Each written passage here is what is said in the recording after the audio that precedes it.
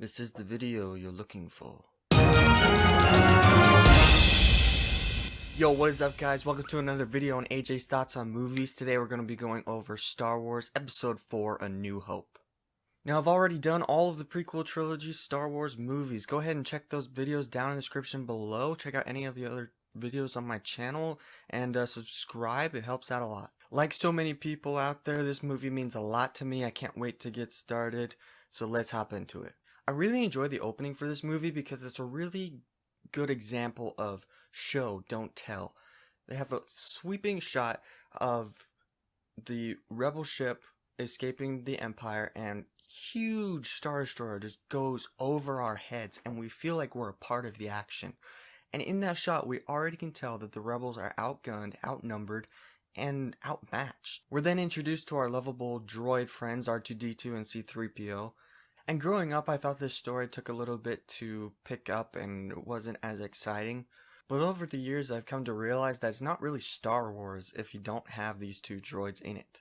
They have some really lovable banter back and forth, and you can tell that they have that love-hate relationship with each other, and they're robots. And we're still able to care for them and to love these characters, even from the first 5 minutes of the movie. I think that John Williams does a fantastic job scoring this movie.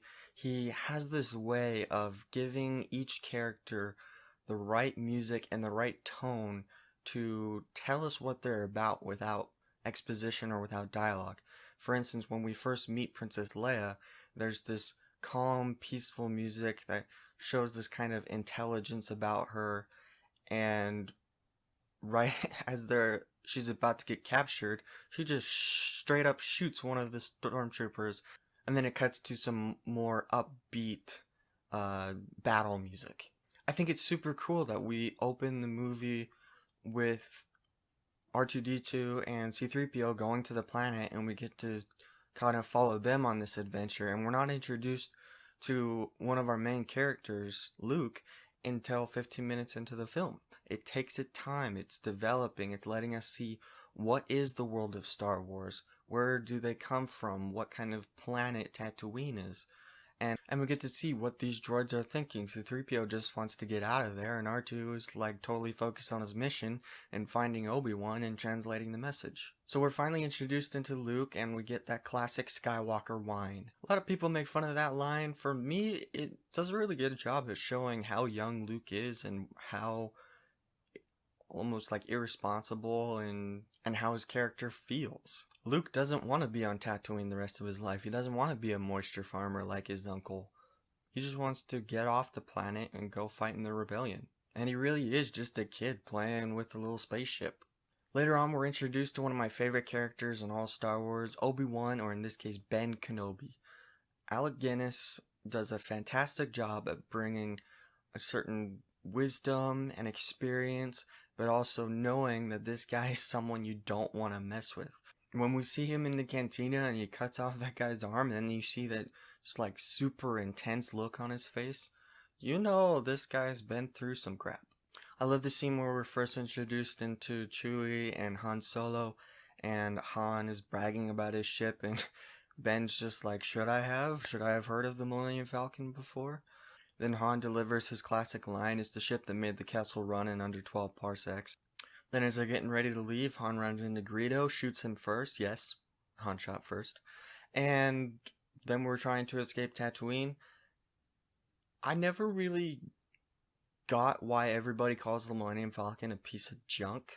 In this, Luke says, "What a piece of junk." And then in Episode 7... which I don't really count as Star Wars, but still, they call it garbage. I think the Millennium Falcon looks really cool, and I think that the model workers did a really good job on this design. And as they're traveling, we get a training sequence with the remote droid, and Luke is training with the lightsaber for the first time, and we get to see that the Force is something that you can develop. At this point, it's not about midichlorians, it's not about who your father was, it's just can you stretch out with your feelings and sense the droid in instinct. I wish I would have seen this film when it came out. Sadly, I wasn't born yet, but because I've seen the prequels before I saw the original films, sorry, I'm young. That's just what happened. But because I did that, I always have something in the back of my head of, you know, how long have the Jedi been extinct? And a lot of times they say, like, this religion has been gone for some time. Like Han Solo just says, hokey religions aren't a match for a good blaster at your side, kid. And now I keep thinking that Han Solo would have been alive at the time that the Jedi were still at the height of their power. I really love the scene where Princess Leia is watching Alderaan be destroyed because we get to see the character of Grand Moff Tarkin. Now, everybody always talks about Darth Vader, how he's the worst in the universe, and he is. He's definitely the main villain, and Star Wars is his story. But Tarkin is evil. Like, he is one messed up dude, making Leia watch it the whole time. And as Vader's like force choking someone, he just says, Vader, enough of this. And then Vader releases him. Like, he's got some authority, he's got some power in the Empire. Alright, so our main characters at this point are Luke, Obi-Wan, Chewbacca, R2-D2, C-3PO, Han Solo, and Princess Leia. Kind of a lot to keep track of, but at this point they're all on the Death Star and we can all keep track of them at the same time. It makes it a lot easier. I really love all the scenes where we're on the Death Star and all of our characters are finally together. I love that little moment where Ben says, leave it to me, and then Han says, damn fool, I knew you were gonna say that. And Obi-Wan's line, like, I've always wanted to say this to someone, who's the more foolish, the fool or the fool that follows him? What a great line. Alright, so they tracked down Princess Leia, they found her, they're all together, and this is our A-Team. They're definitely not acting like the A-Team at this point. I love it. Han Solo is just like, you know, he's a scoundrel. He's the mercenary guy. He says, I'm not in it for your revolution. I'm not in it for you. I just want to get paid. Luke is totally there for Leia, and he's doing it because Ben told him to. Chewie's following along, and Ben Kenobi is our only actual hero at this point in the movie. It's super cool how many references to the Force that we get in this movie, as it's really our introduction to Jedi culture and to the Force in general. And now we see that Darth Vader can sense that Obi-Wan is there, which means that Obi-Wan can sense Darth Vader is there. And as we learned in the beginning, Darth Vader is Obi-Wan's apprentice, or was Obi-Wan's apprentice. Again, I've seen the prequels, I bet you have too, and so it's really cool to see how we left off in episode 3 with Anakin becoming Darth Vader and Obi-Wan literally leaving him to die. Obi-Wan's given up at this point, and we can see this in this movie that even though that they're master and apprentice, Obi-Wan still knows that Darth Vader is completely evil and there's nothing they can do to bring him back. And so that's when we have our final battle sequence and Obi-Wan is like fighting to live.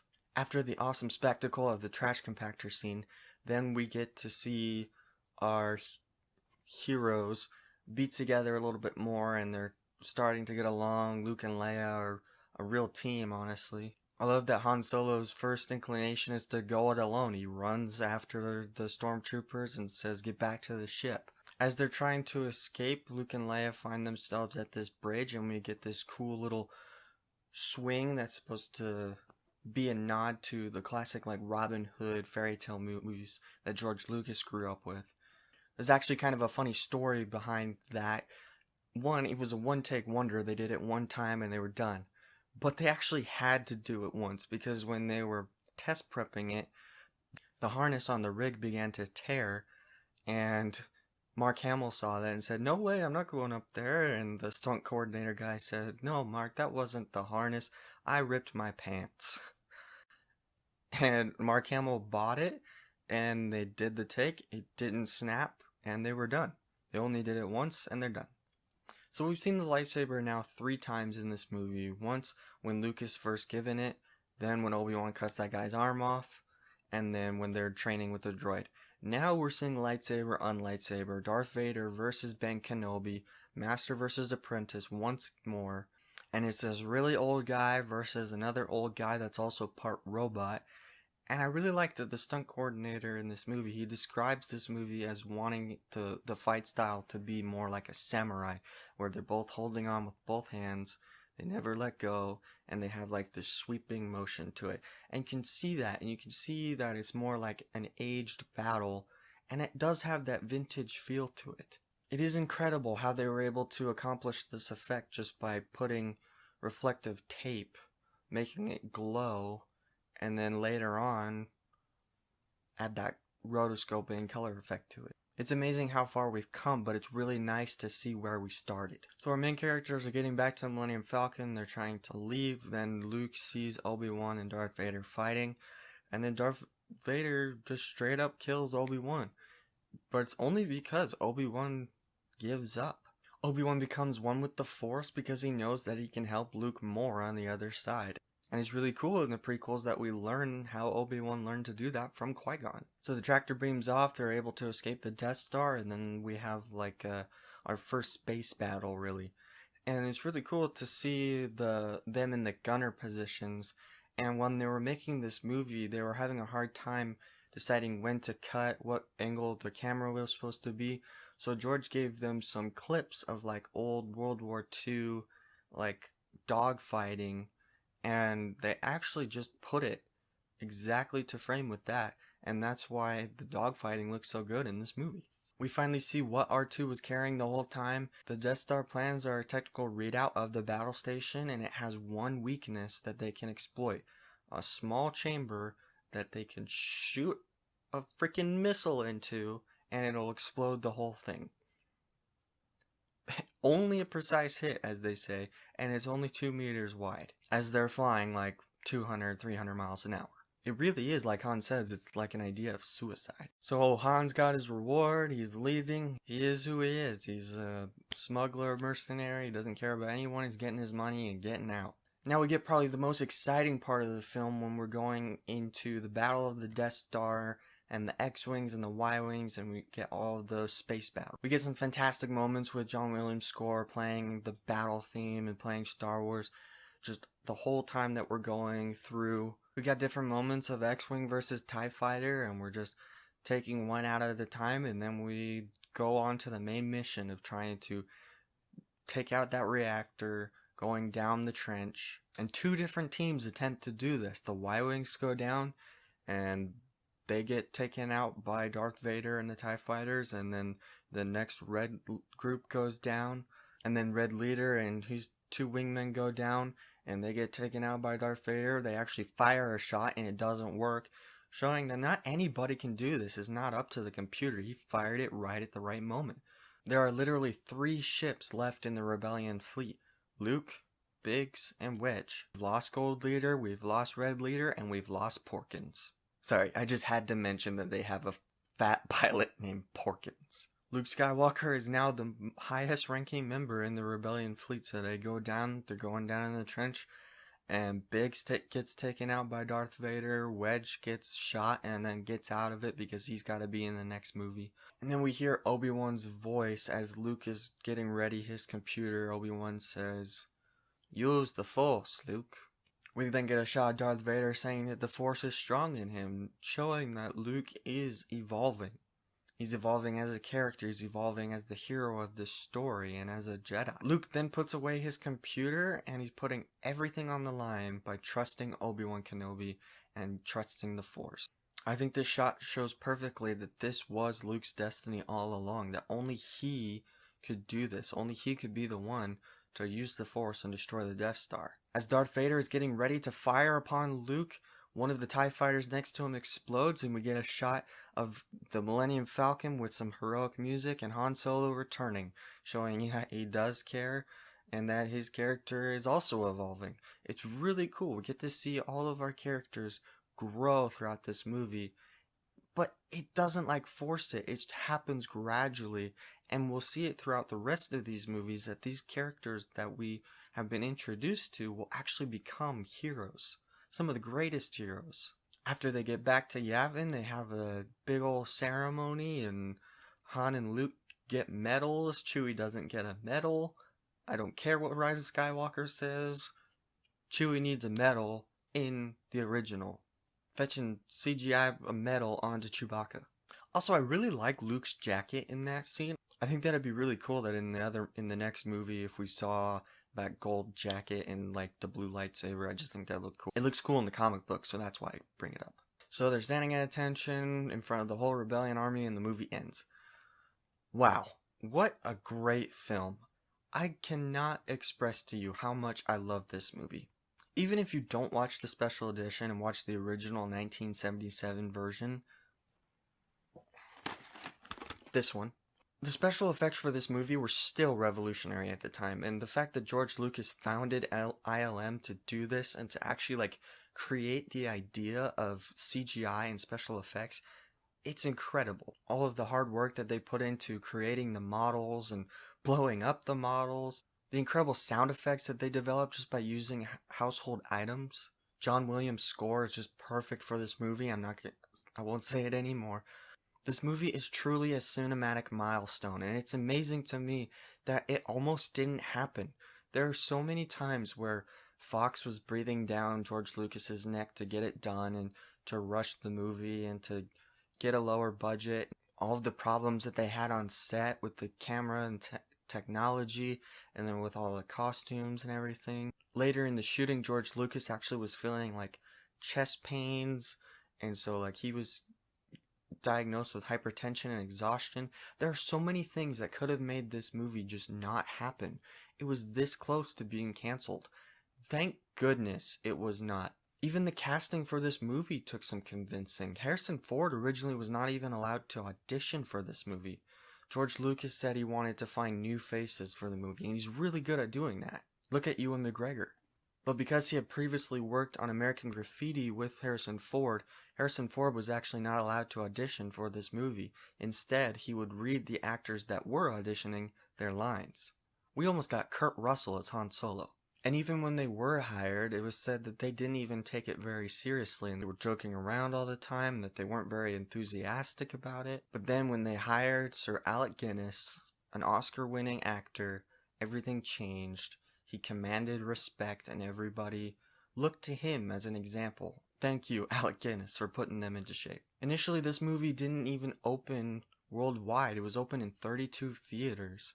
But because they did such a good job, and George Lucas had the foresight to do advertising his way, they were able to get fans to want to watch this movie.